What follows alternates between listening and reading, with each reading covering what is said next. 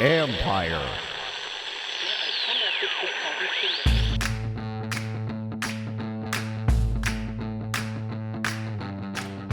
Hello and welcome to my podcast. Don't forget to subscribe to the John Kahn Report wherever you get your podcasts, Apple, Spotify, or wherever else. And don't forget to subscribe to our YouTube page. Go to Empire Media, A-M-P-I-R-E, like the show, leave a comment or two. That would be much appreciated.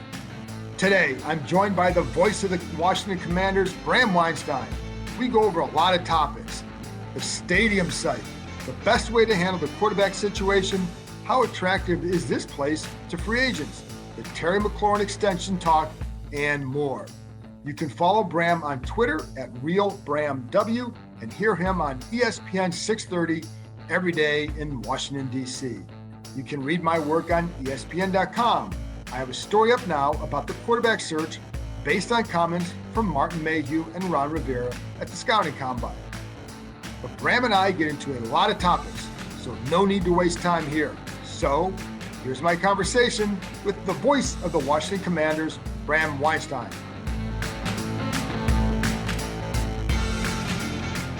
All right, Bram, well, what we should have done is recorded our conversation that we had yesterday, because that would have been a good podcast. Well, I think we answered every question and we solved a lot of problems here. And, you know, based on our conversation, we could get this team to 15-2 next year. All right, so hack our phones. That's the tell Commander Twitter to hack our phones. Yeah. Yeah. You know, by the way, have you gotten used to the name yet? You know, it's funny you asked that. Like when they changed the name originally, I don't know what it was, but I didn't have a problem saying it. Like somehow I thought for sure that it would slip out all the time. And it never did. In 2 years calling the games, none of us ever said it on the air. I've gotten pretty good at not using it. When we do reference things like the 91 team, I bring it, I say it because it doesn't sound right not to say it. That's who they were. Yeah, that's who they were. So I feel like that's the clear line of delineation. That was their name. I'm going to call them that. I'm not calling them the Commanders from 1991 or whatever. And now it's funny. I almost have like the yips with it. Like it doesn't come out cleanly. So I've got a few more months before we kick off and it matters and I can say it and I'll get it out. You know, it's funny because at the reveal, because Joe Theismann had said, hey, just go keep saying it. You know, tell it to neighbors, whatever.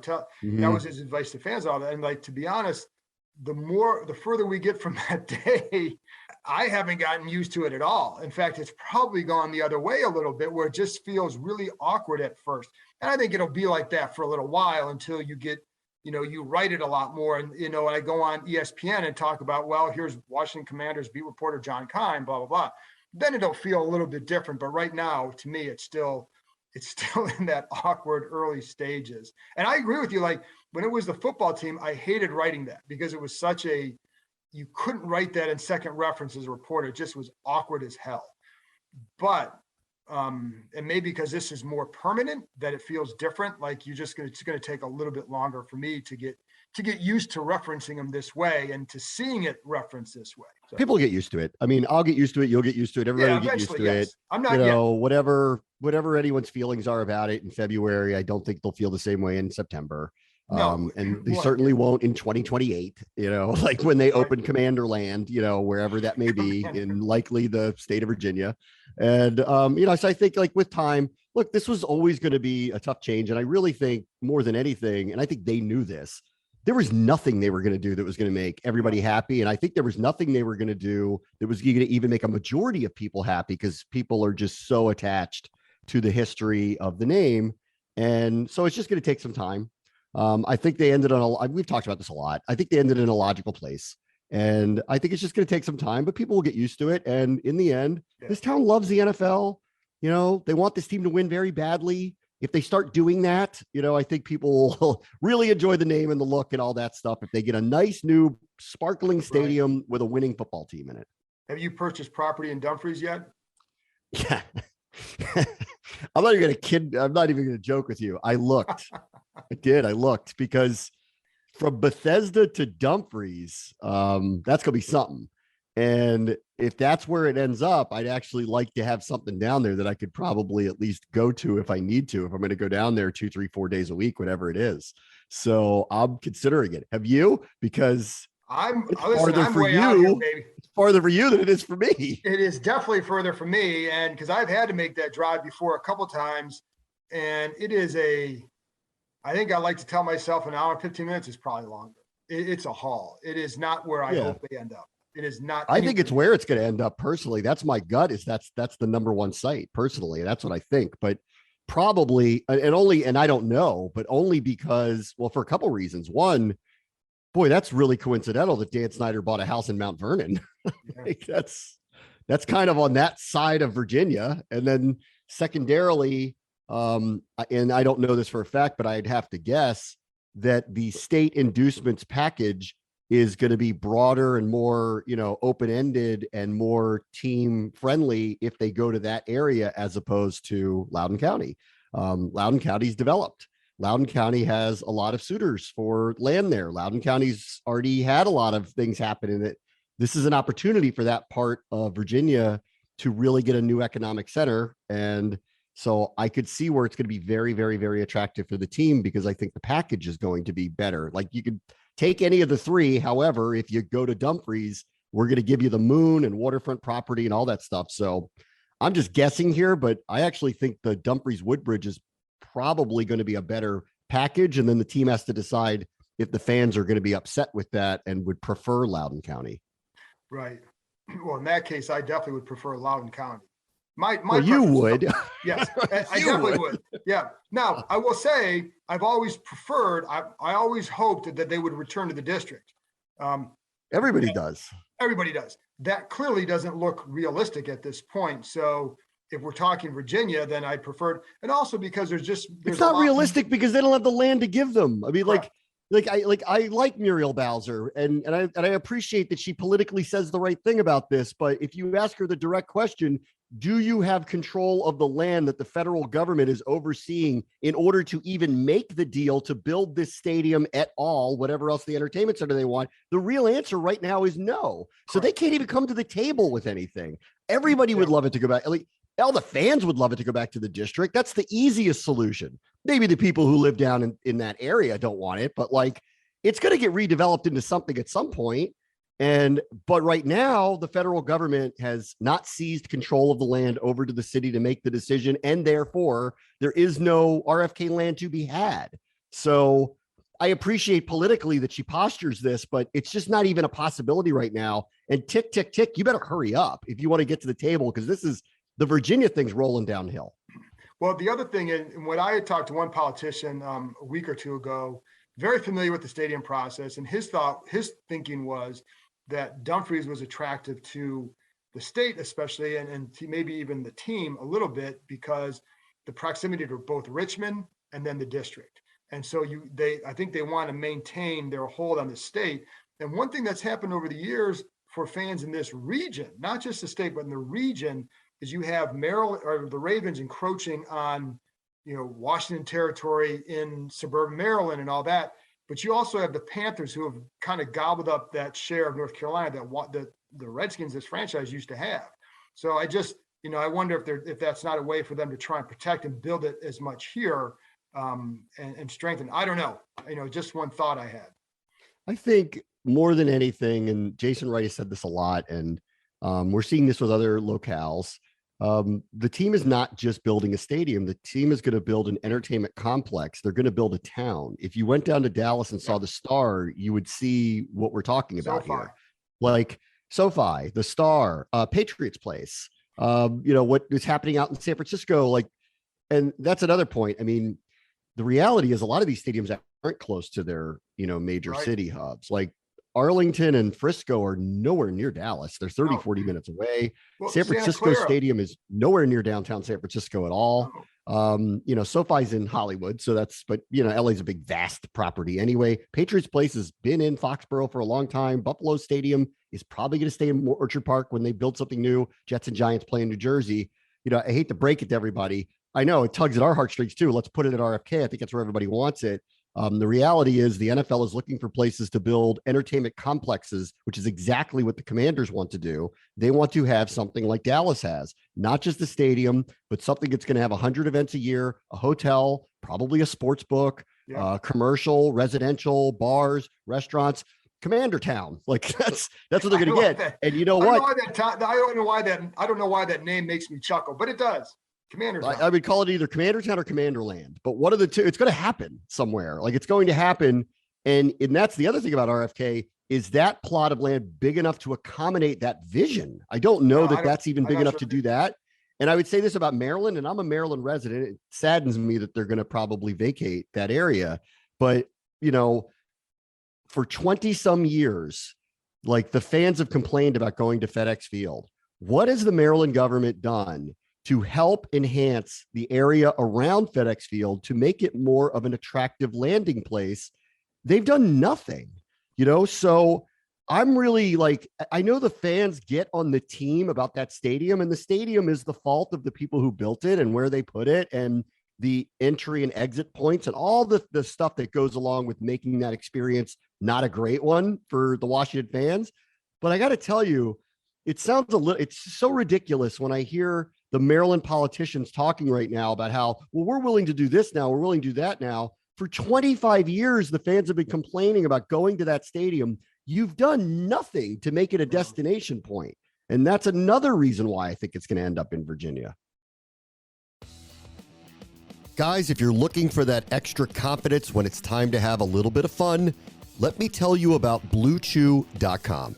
Blue Chew is a unique online service. It delivers the same active ingredients as Viagra and Cialis, but it comes in chewable form, and it's at a fraction of the cost. Blue Chew's tablets will help you combat all forms of ED. Plus, it's an online prescription service. No visits to the doctor's office, no awkward conversations, no waiting in line at the pharmacy, and it ships right to your door in a discreet package. The process is really simple. Sign up at BlueChew.com, consult with one of their licensed medical providers, and once you are approved, you'll receive your prescription within days, and the best part, all done online. Blue Chew's licensed medical providers are going to work with you to find the right ingredient and the strength for your personal subscription. Plus, their tablets are made in the United States. They prepare, they ship direct, and it's so much cheaper than going through a pharmacy. And here's a special deal for our listeners. Try Blue Chew free when you use our promo code KEIM, K-E-I-M, at checkout. Just pay $5 shipping. That's BlueChew.com, promo code KEIM, K-E-I-M, to receive your first month free. And we thank Blue Chew for being a sponsor of our show. We got free agency coming up in a week and a half or so. How do you sell this team to potential free agents at this point? Well, I think the only sell has to go to the quarterback part. I think the rest of it, this team is, as you can complain about the management through the years. They've always been able to get deals done. So I don't know that you have to sell coming here all that hard I don't know. They need a middle linebacker. I'm going to go with the one that they target. If they offer him more money, he's going to show up here. So I don't know if there's a tough sell. Yeah. Now, if Russell Wilson was actually available via a trade, and it doesn't sound like he is right now, if you listen to Pete Carroll and take him at face value. But if he is, I think you do have to sell him on the vision of what you think you're building here and why he can win here. So I do think there's a few specific people that you'd probably, Russell Wilson, namely, but outside of that, I like this middle linebacker from Atlanta, and he's a free agent. And I don't think you need to sell him to come here. I think you just need to say, how much do you want? And this is what we're going to pay you. Yeah, no, I think the sales job, and that's what, in your experience, because in mine, when I talk to agents, and because I've covered this franchise, this question comes up a lot. Would your guy come here? And what matters to your players, to your clients? And I'll talk to players about that too. And it's not what fans think. Like, they're not paying attention to the congressional stuff. The average guy isn't. Now, I think like Russell might, even if this team were 11-5 or 11-6, I don't think Russell Wilson would look at that. Do you know what I mean? Like, I don't think. Yeah, no, I think for him, someone who's image conscious, who's going to be the face of the franchise, Does he want to answer questions about stuff like that? Of course not, especially when he had nothing to do with it. And then the history that the team has not produced a consistent winner. I think he'd want to hear why it's going to be different, with this coaching staff and this group. But he's the only, and I think he's a very specific example. Like, they have not had a problem getting deals done through the years when they want to, mainly because they're willing to pay market value and they're willing to be aggressive in signing people. Now, and this is carried over to last year. They did sign Curtis Samuel. They did sign Ryan Fitzpatrick. They didn't go hard and heavy into the free agent market. I'm not worried about it. Like, I think if a big name quarterback is available, they may have to pitch to them why they should come here and be acceptable to the trade. And outside of that, you want some, speed receiver, you want a middle linebacker, you maybe want another corner, a safety, an interior O lineman. How much you paying? Right. That's it. And that's right. And that's by and large, that's what guys are going to say. The first thing they're going to care about is money. And then it's going to be, a lot of times it's location. Then you're going to get to, position coach. And like for a quarterback, you're going to look at what's the style of offense, who's the offensive coaches. If you're a receiver, you're going to look at who's the quarterback on that team to know if you want to go there. Are they going to help you put up numbers to help get you paid again down the road and to help you win? So, but when, for style of play matters. I mean, for sure. Like, especially now where tops on the list. Yeah, style of play matters, but like, I don't think Washington runs into this problem. They have a diverse offense and they're looking to throw the ball downfield. So they're going to try to keep everybody happy. Here's the people I'd be concerned. If I'm Devontae Smith saying all the right things, Jalen Reagor probably wants to get out. If I'm a receiver in an offense like Philadelphia's, I'd be very concerned that my stats are going to be terrible. Like, and just because of the way they run their offense, but that's how they've decided to run their offense. Like, I think for Washington, I don't think we have a problem like that. Like, I think it, and that's, my point is, in general, you have to get down the list. The first thing is always it's money, location, and again, for a guy like Russell, can I win there? And Aaron Rodgers would be the same way, but I don't think he's ever really been realistic here at all. I don't either. But I know that they would try for him, but I've never seen it as realistic. And even Russell right now with Pete Carroll pushing, he's 70 years old. If he's coming back, he doesn't want to start over with a quarterback unless you have a guy that somehow you get a guy better than Russell Wilson. So I've heard the same thing you've heard about that, which is Seattle logically recognizes their roster needs to be revamped. Right, exactly. They need to get assets. Secondarily, and I think that this is a fair question that John Schneider and their ownership need to think about with him. That was a down year for Russell Wilson. You can blame it on a finger or you can blame it on other things.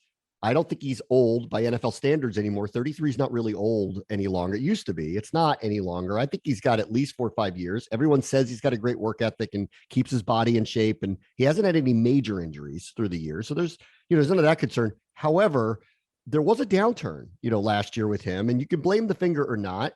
And if I'm the management in Seattle, if he has another year where it's trending the wrong way, they're not going to get the same level of interest that they would get right now. They need to reboot their team. They're in a very competitive division. They might be the 4th place team in that division next year as things stand right now, even with Russell Wilson.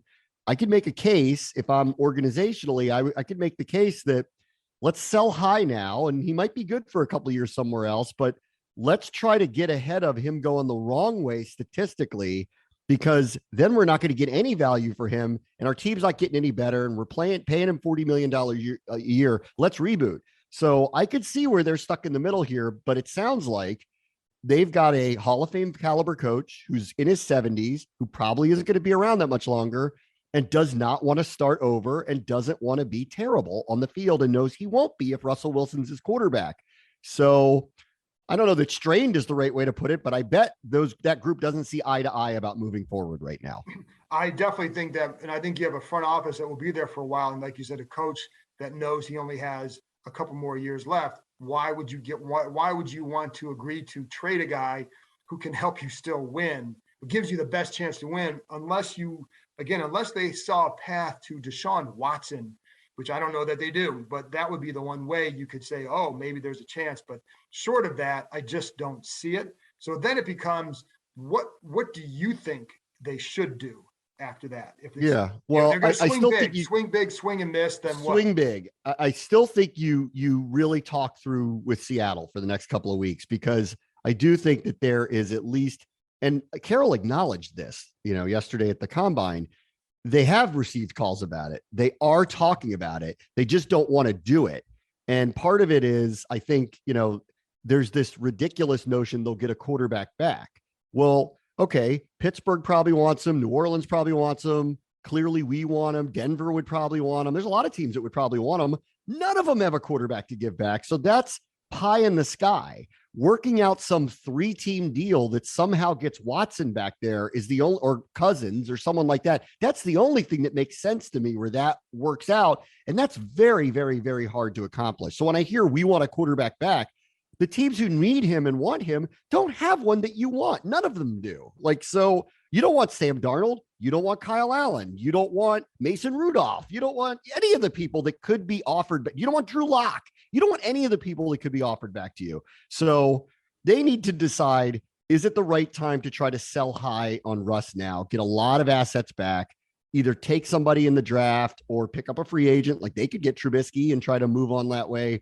Does sound like Carroll doesn't want to do that. No, and they're going to concede to him on this. And I actually think that, the more you think about it, it's probably a mistake. Pete Carroll's only going to be there for a couple more years. They are not a roster that's ready to win right now. They're in the wrong division to try to keep going as they're going. And as hard as it is to maybe let go of Russell Wilson, boy, a reboot feels about right for them. But it doesn't sound like that's what they're doing. Still, no, it doesn't. I'm calling them to see if they come around to that conclusion, because we're willing to overpay. Ron Rivera goes on literally every show possible to tell people he's willing to overpay for that situation. All right, so let's just say that doesn't happen and take Pete Carroll at face value, and it doesn't happen. What's next? I don't think Watson's in the cards for them personally. I also know that his criminal stuff has not been settled yet. And while his lawyer sits there and tries to say, we think by April 1st, we're going to hear this. The reason why he's saying that, he's trying to pressure the police to make a decision so that he can trade his guy before the draft. The police don't have to listen to him. So I don't know what's going to happen there. And I think we both know, without having to go through detail, why it would be complicated for this organization to get him, even if they were willing to do it. I don't think it's out of the question. I think it would be complicated, and they'd be tying themselves up in a pretzel explaining it to the fan base. So that's going to be tough to do. Outside of that, I don't think we're getting Rodgers. I'm with you. I don't think we're going to try to get Kirk Cousins. And I think Derek Carr is staying in Vegas.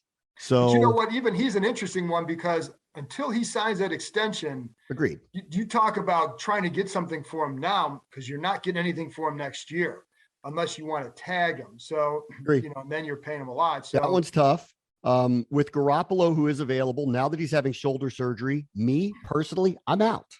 Personally, I don't want to get somebody who's coming off shoulder surgery in the last year of a contract that is going to anticipate getting an extension with guaranteed money attached to it. I don't think if you're Rivera, who's saying third year, no, I have to win, time to take a jump. Do you really take a chance on damaged goods? I don't.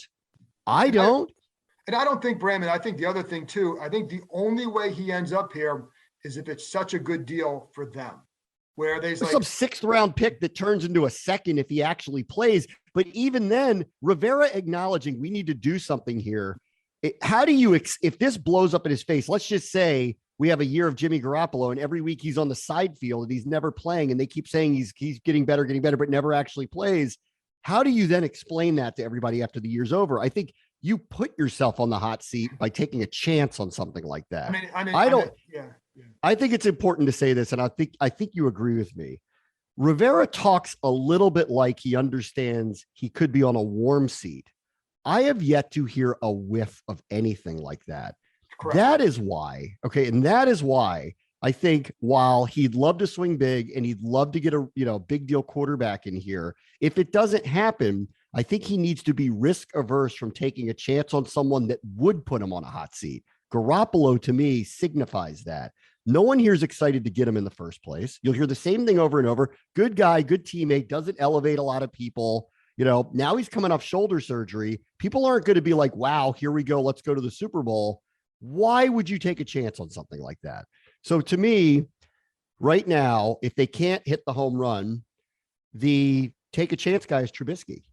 And I think he's going to be high on their list. I think I think people are going to be very surprised what he gets on the market, mainly because the draft doesn't have 5-star, can't miss, got to take them quarterbacks this year. So I think there's going to be a lot of teams, and this may be one of them, that goes, let's give it a shot. No assets given up. It's only money. It's not going to be top tier money. We hit a home run with this guy. We found a dude who's our Tannehill. We don't. We get out of it. No harm, no foul.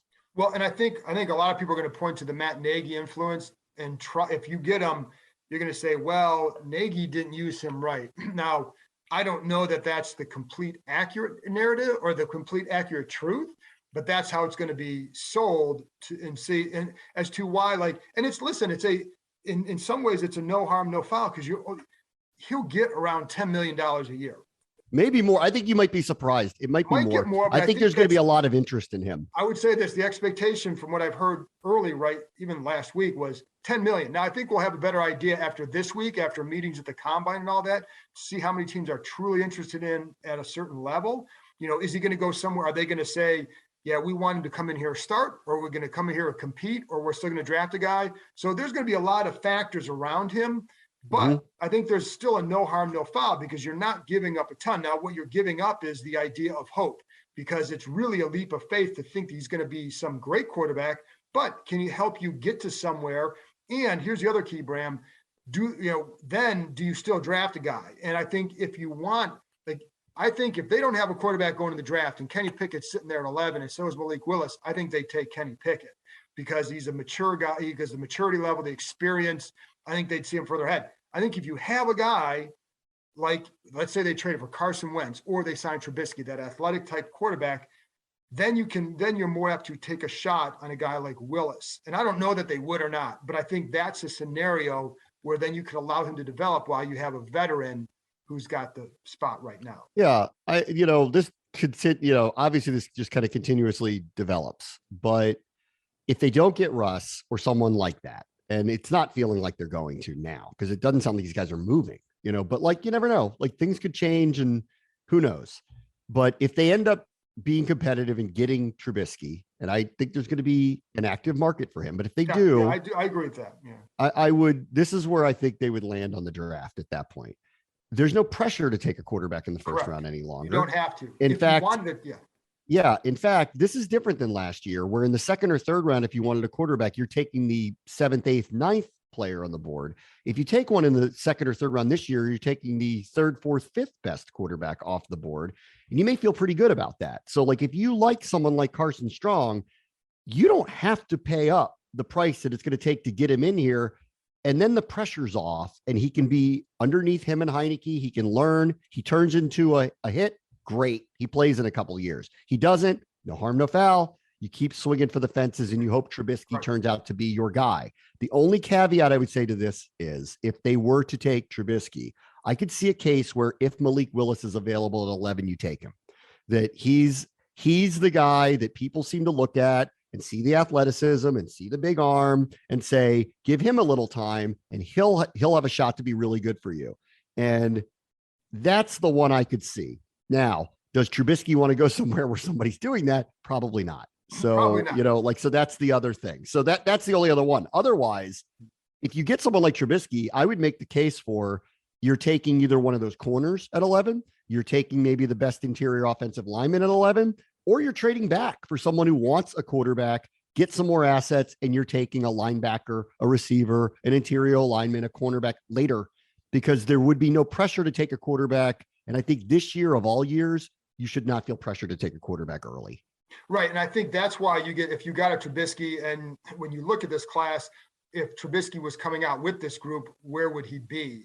Where would he rank in this group? So that's why you don't, it's not the group where you want to force it. But I'm like you, if they took one of the corners there, I'd applaud that because I think those guys could be really good. If they traded back and they took Nakobe Dean or someone like that, I would have no problem with that because I think it makes your defense a lot better potentially. Just like the corners would, you want that corner depth.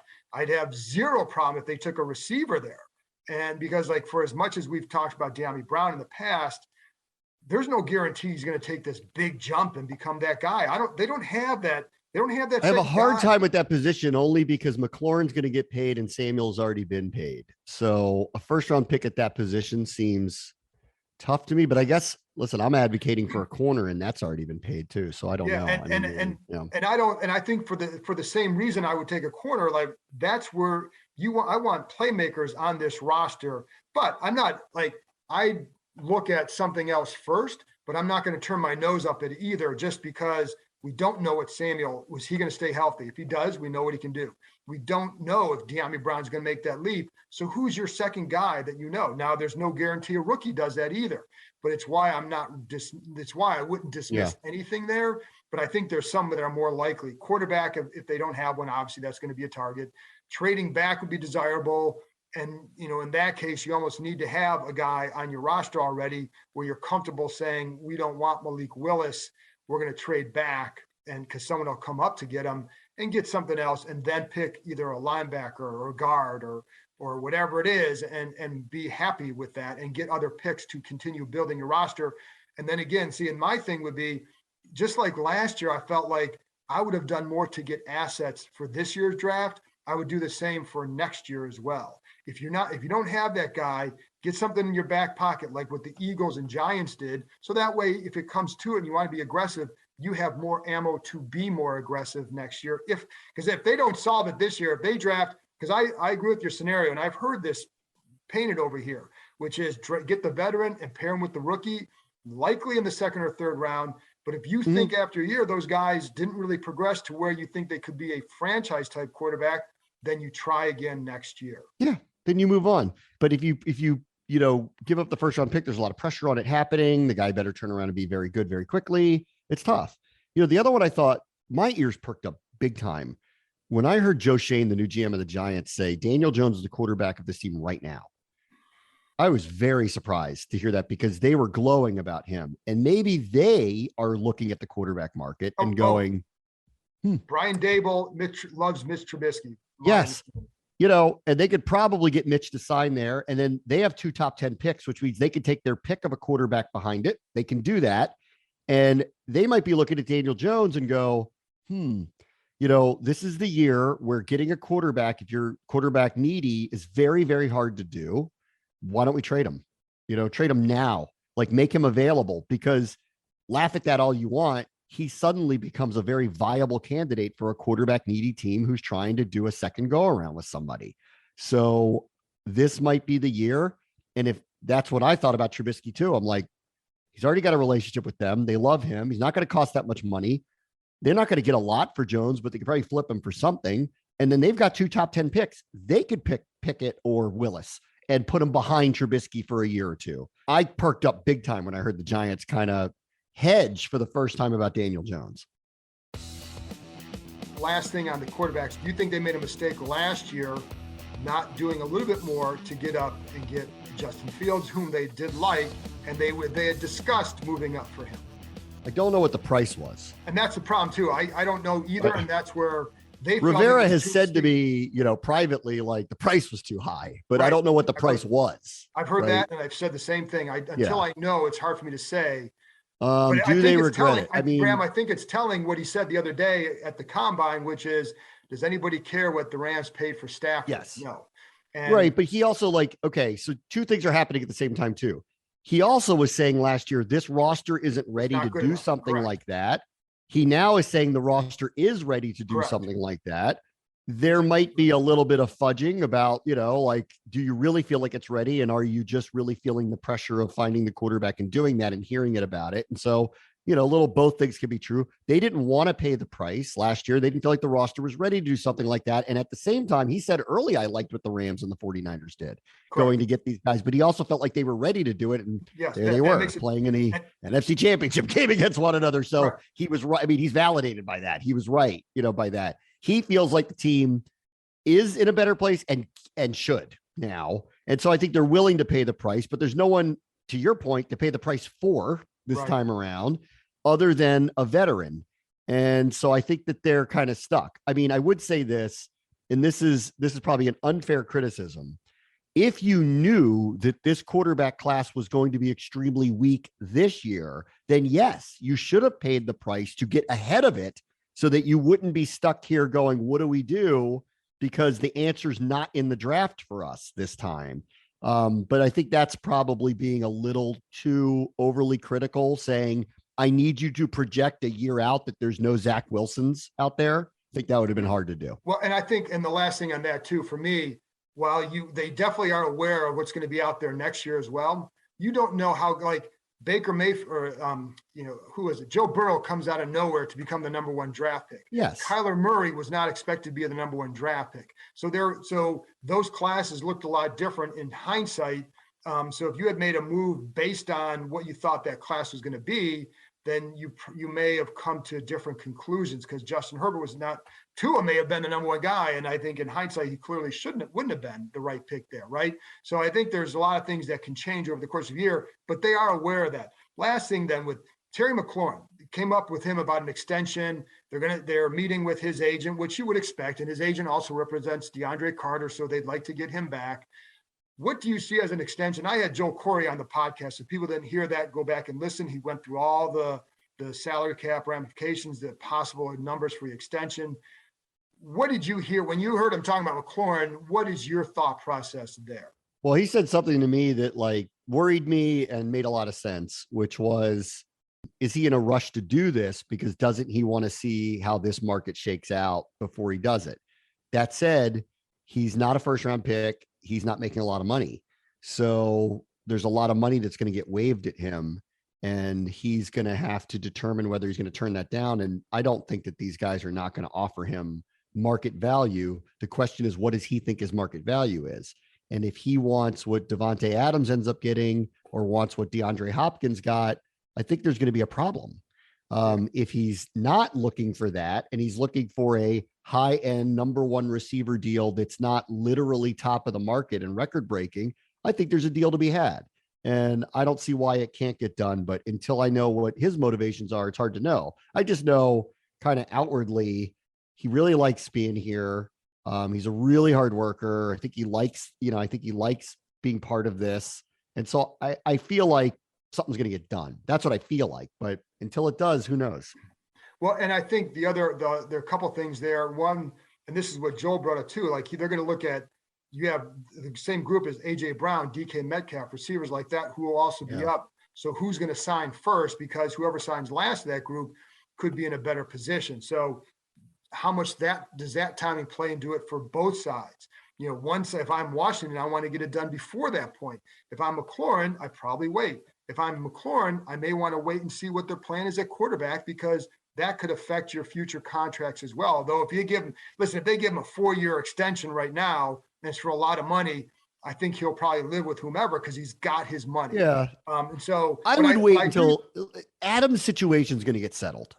And I would wait until that one happens and see where that lands. He's probably going to get the biggest receiver contract ever. So let's see where that lands. And then on the other ones, AJ Brown's going to get a lot of money. Let's see where that lands. If I was him, I would be patient and wait, because he's not in Adam's situation where clearly everyone talks about him as he might be or is the best wide receiver in the NFL, and period. So if you want him, it's going to cost this, and you're going to have to top the Hopkins deal. I don't think that's where McLaurin is, but I'm sure he'd like to see where it lands, because I don't blame him. These guys' careers are fleeting. You want to squeeze out as much as you possibly can. Yeah. And considering that they were willing to make Brandon Sheriff the highest paid player at his position, I don't think that we have, because we don't really know how do they deal with their guys internally all that much outside of what I would describe as easy deals to get done. Extending Logan Thomas because he performed well for them. Extending Chase Roulier because he performed well with them. Well, they don't have to make him the highest paid center. They don't have to make Thomas the highest paid tight end. McLaurin falls in, and Sheriff fall into these categories of they may or may not be the best at their position. And I don't think there's an argument that McLaurin's the best at his position, but he's a really, really, really good young player. He's really, really, really good young player. He's franchise player. We don't want him to go anywhere. He's a great teammate, great guy, great ambassador for the franchise, terrific performer. Considering who he's been playing with and all the different quarterbacks throwing him the ball, it's amazing he's put up the stats he's put up. So he should be here. It's just it's a dollars and cents thing. And I think he'll get an extension because why in the world would he bet on himself and play for practically nothing for another year? I would take the extension now. So I think something will get done. But if I'm him, I do want to wait and see what some of these big tier numbers like land. I would too. And I think the last thing on this for them too is they do need, and they said this, and Mayhew said this, they want to see what they have to pay for a quarterback first. Because if you go out and get Russell Wilson, the contract looks different than if you're signing Mitch Trubisky. There's a pretty big gap there. And that determines what you can do with not only McLaurin, but Daron Payne and all in Montez Sweat. So I think they need to get some of those questions answered. I think they're going to, again, DeAndre Carter's agent is the same as McLaurin's. And I think they want to meet with about him as much as they want to meet about Terry, because they have to sign Carter now if they want him, pending free agent. But I think with Terry too, going back to the numbers, if they offered him a big deal, then it doesn't matter who the quarterback is this year. If you go out there with Trubisky, let's say, and it's the last year of your contract, that may have a bigger, it may be more reason why you'd say, well, I better sign now, because you don't know how that's going to go, or if it's a rookie quarterback or whatever. So, this stuff like this typically, gets a lot more steam in the spring after a lot more questions are answered. You want to have the dialogue. And what I hope there are times where people wonder, do they, teams have a tendency to lowball a lot of times. And I would, if I'm this one, don't screw around. Get to the point. And not with him.